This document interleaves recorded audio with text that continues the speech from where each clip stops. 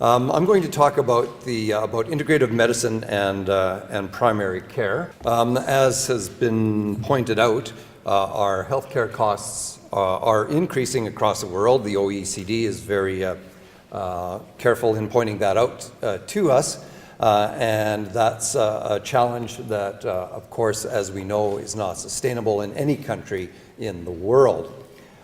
In our province, just before I talk a little bit more about that, we know that we have a population of about 4 million, but what we have is an entirely public system. So in the Canadian healthcare system, there is no private aspect. So unlike other jurisdictions where if an intervention doesn't have the appropriate cost utility or cost effectiveness, it doesn't have to be funded, we do have to pay for every healthcare cost within our system, which makes us increasingly sensitive to the rise in healthcare costs and expenditures. Our system is based now on primary care. Every person in our population is not forced, but is strongly encouraged to have a family doctor, and those family doctors are supported by teams.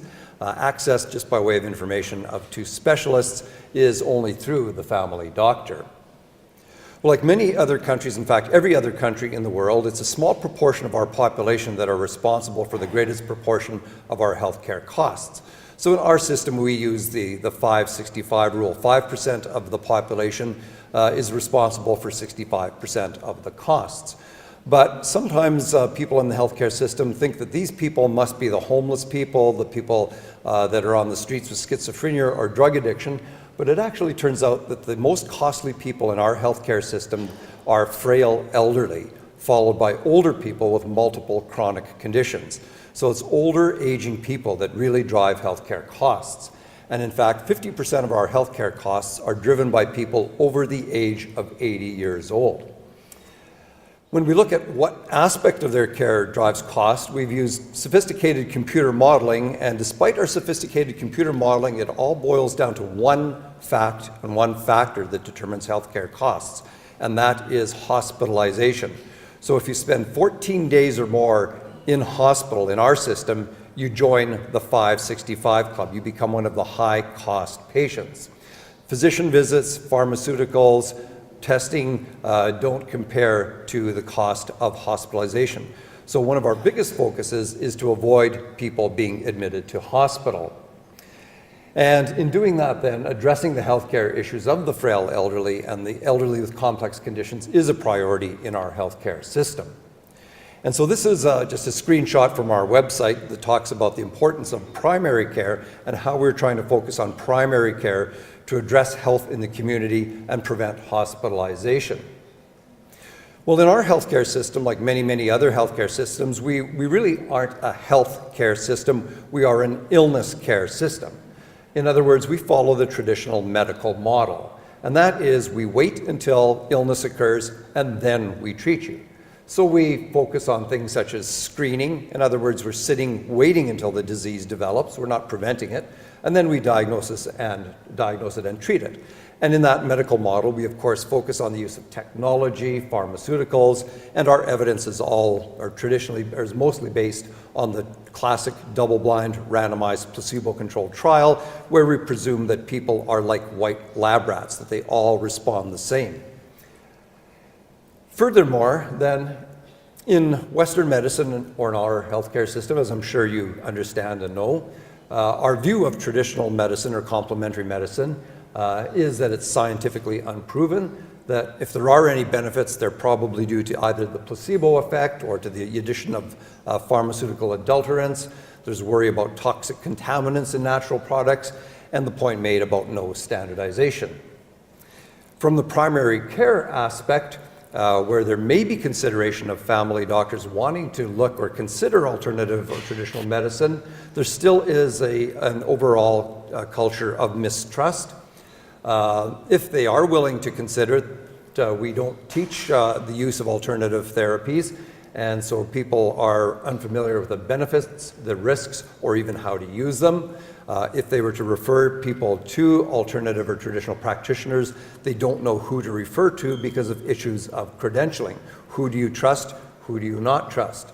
There is a fear that if we use alternative or traditional therapies, that physicians may be legally liable. And in fact, even in the more enlightened physicians where there's consideration of using alternative therapy, it is not using two together, it's using either traditional medicine or Western medicine, but not both together. And in fact, there's no knowledge of how to mix the two traditions. Well, as was previously pointed out, that flies in the face of what our population does and what our population expects. So we know that in our Canadian population, about 50% use some form of alternate medicine. As pointed out, our primary care providers aren't trained in how to advise on that. And also the expectation is that our population doesn't want to do either or, Western or alternative. They want to use both. They want to take the best of both. And again, our providers aren't trained in how to provide that type of care. Paradoxically, while the providers are suspicious of complementary or alternative therapies, the population is equally suspicious in many cases of Western pharmaceuticals. Well, what about the traditional or the integrative approach to health? Well, as I mentioned, in the West, we have an illness care system. But the big opportunity in integrative health or traditional health is that here we focus on wellness or restoration to wellness, re-achieving balance. It's not so much on treatment of disease as it is on assessment and advice and restoring back to health, and understanding the close integration and the interrelationship between the body and the mind. I often point out to my colleagues in Western medicine that much of what we do, 80% in fact has been estimated, we have no evidence for. And so if we're talking about traditional alternative medicine, we're probably on equal footing. So we have no clinical trial that shows us that the death cap mushroom is poisonous and the boletus mushroom is good to eat, but yet we know from tradition how to use these substances. So there's a large opportunity for integrative medicine, and we want to go beyond just the acknowledgement and the use of both traditions. So for example, looking at, does a natural product interact with a pharmaceutical, or can we use a natural product in place of a pharmaceutical? So having both traditions coexisting but not integrating. And instead, we'd like to see and work towards the integration of traditional or complementary therapies and Western medicine. So in other words, can a natural product be used in combination with a pharmaceutical? We know, for example, coenzyme Q10 can be used with some pharmaceutical agents in a synergistic manner. Can we use a Western approach and a traditional approach or a complementary approach to improve outcomes, as we heard, for the management of chronic pain using acupuncture or meditation in mental health? Because one of the things that we know is that if we keep doing the same thing in Western medicine, you can see that these young people are all lined up waiting to develop their chronic disease, waiting to develop frailty, and until we can prevent frailty and chronic disease or restore health or maintain health, we will never get ahead despite our best efforts at chronic disease management.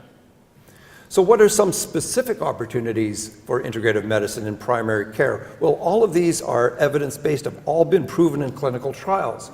We know that if we want to prevent or treat frailty, there is evidence for the benefit of Tai Chi, Qigong, acupuncture, yoga, many practices can be of benefit here.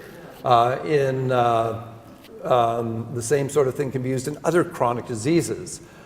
If we look at the #1 prevalent and most costly chronic disease in the world, which is hypertension, there is evidence again for the same three modalities: Tai Chi, Qigong, acupuncture, meditation. All of these have been shown to benefit in hypertension. The most common complaint of patients, however, is actually chronic pain, and we already heard, again, evidence for all of these modalities in chronic pain. So there are many opportunities to use both Western and traditional or complementary therapies together. From the patient perspective, just want to finish with, if we think of a chronic disease that we don't have, so if you can imagine that you might be getting, if you've just developed high blood pressure, diabetes, or depression, if you were given the choice of taking a medication or a drug, a pharmaceutical, versus some form of an effective evidence-based alternative therapy, which would you choose? I think most of us would choose the alternative therapy. And the implication of this is that pharmaceuticals and the way we treat in the West is we're treating a disease, whereas if we use alternative or complementary therapies, what we're trying to do is we're trying to restore health. And that's a critical differentiation. And the latter is the foundation of many traditional health practices. One of the things we know is that science and evidence actually proves that if you believe you are sick, believe that you have a disease, you will be sicker. If you believe you're healthy, you will be healthier. So which philosophy do you think would be preferable? So I'd just like to finish with a statement that was published about 20 years ago in the New England Journal of Medicine. The differentiation between Western medicine versus traditional complementary alternative therapy really isn't that sort of differentiation. Really what we want to talk about is that medicine which works and that which doesn't. So not two kinds of medicine, conventional, alternative. There's medicine that works and that which doesn't. So thank you very much for your attention.